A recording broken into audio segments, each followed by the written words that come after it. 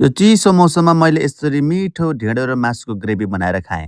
भिडियोलाई अन्तिमसम्म हेरेर साथ दिनुहोला, साह्रै मिठो भएको थियो। हजुर पनि ट्राई गर्न सक्नुहुनेछ। ल मैले सुरुमा पानी बसालिसकेको छु। पानी कराईमा तातिरहेको छ भने मैले पिठो पनि निकालिसकेको छु र पिठो चाहिँ उडाल्दाखेरि नलागोस् भनेर म पानीमा अलिकति घिउ हाल्छु।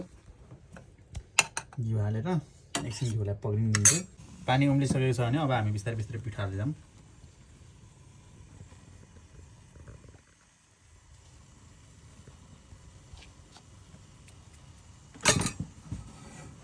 ग्यास मधुरो ग्यासमा पकाऊँ, किनभने पछि उनीहरू बनिन्छ।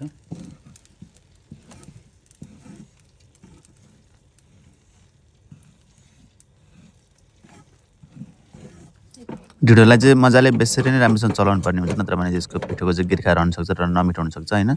र अन्तिममा चाहिँ हामीले यसमा पानी अलिअलि छम्किदिएर यसलाई सरक्क लाएर चलाएर चाहिँ छोपिदियौँ भने पिठोको रहेको पिठोहरू पनि चाहिँ पाक्छ, राम्रोसँग पाक्छ। र केही मिनट सानो ग्यासमा अथवा आगोमा टक्क लाएर छोपिदियौँ भने चाहिँ एकदम राम्रो तरिकाले पाक्छ होइन।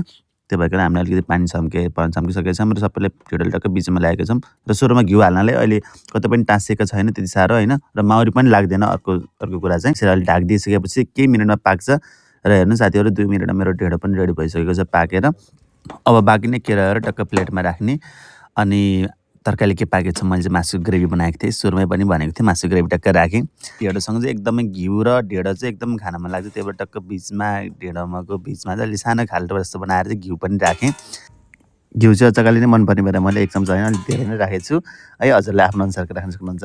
र ढिँडो रेडी भयो साथीहरू। पिठो खानमा लगाएर एउटा अकबरी पनि राखेको छु। मिठो भयो ढिँडो, एकदम मिठो भयो। अन्तिममा फलो गर्न चाहिँ नबिर्सनु।